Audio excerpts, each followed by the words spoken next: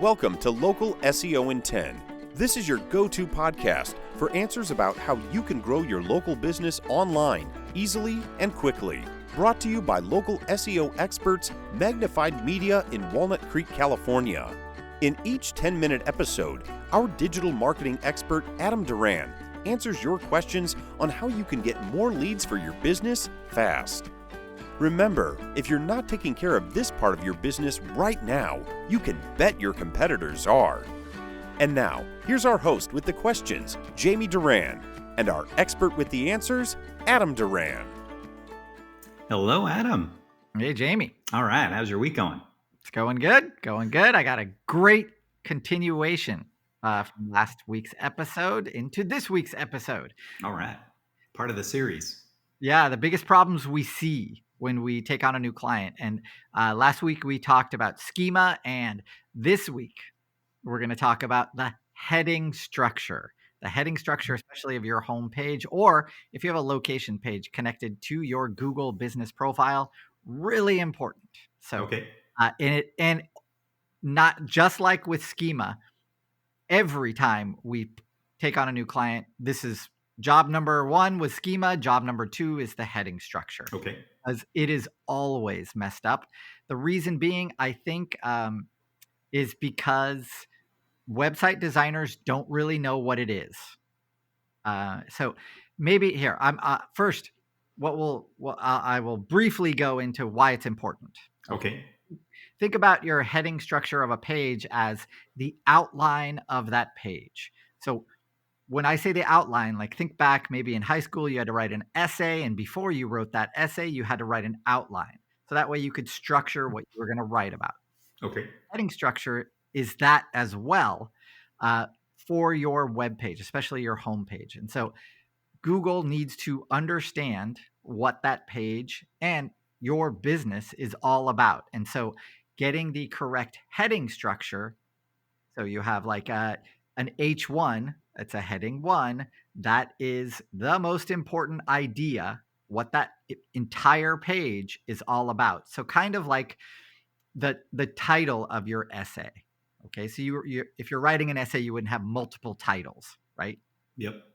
Okay, so now the other part of this, and the reason that I think website designers have problems with this is when they design a page, or think about when you're writing something, you're writing a big, maybe you wrote something on Microsoft Word or Apple Pages, and you want to change the font size of, for example, a subtitle or a title or the body of whatever you're writing. You can do that throughout the entire document if you tag each one of those things as a title, a subtitle, or a paragraph. Make sense? Yep. That way you can change how each one of those looks across the entire document with just a click of one button. You don't have to individually click and then change for each one. Make sense so far? Yes, sir. Okay, so when designers do that, they do that site-wide. And so they'll say, okay, a heading 1 should be the giant text on the page. The heading 2 should be a little smaller than that, heading 3, and so on. Okay, so that's how they're looking at it. What we need to look at it from an SEO point of view is importance on the page. So that heading 1 is everything on that page has to support that heading 1. So really important for a business website homepage to have only one heading 1 on that page. Okay, follow me so far. I think we need a whiteboard for all of this. Well, it can be a little confusing. And what's also really frustrating is that when we take on a client and we see their homepage has 7 or 8 different heading 1s on there because the designer went nuts.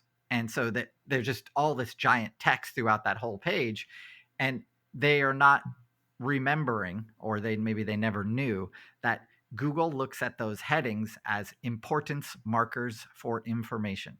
So not just a font size or a font choice, it's how important that information is and how the page is going to be structured. Okay, so first way to check this for yourself. So if you already have a homepage, good for you.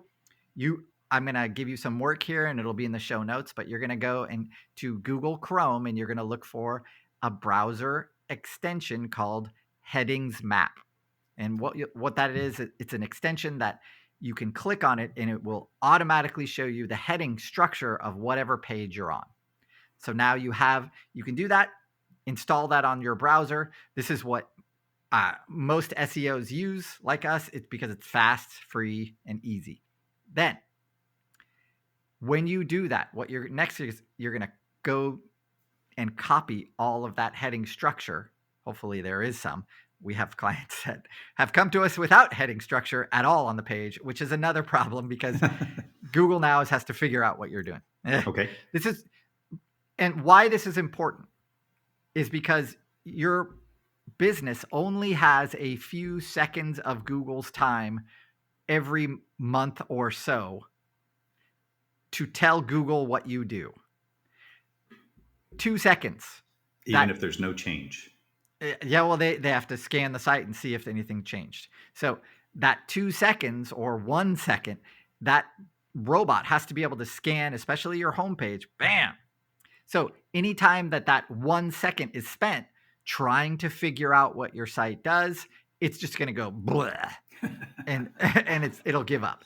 So, and then of course that does affect your ranking, because if your competitors have done this correctly, that robot just goes, thank you, and moves on, because now it understands what this page is about. Okay. And obviously that robot has no judgment. It just goes bam, next, bam, next, bam, right? So that's how fast this has to get done. So making it as easy as possible for that robot is great. So now that you've copied that heading structure, you're going to take that and you can put it into ChatGPT or another LLM. And then you can ask ChatGPT, hey, tell me what you think about this heading structure. Help me make it better. And you can tell ChatGPT, hey, ask me questions until you're 95% correct. You can complete this task. It will ask you a bunch of questions that you should answer with very specific details about your business. So that way it can help you make a better, more optimized heading structure for that page. And this is especially for your homepage. How we like to structure your homepage is first, how you serve. That means your services. So a list of services. So that way, because you're a local business, you're going to have a list of services. This obviously for restaurants might just be your menu or catering, things like that. But if you are, for example, a marketing agency like ours, you would say the list of services, how you help businesses.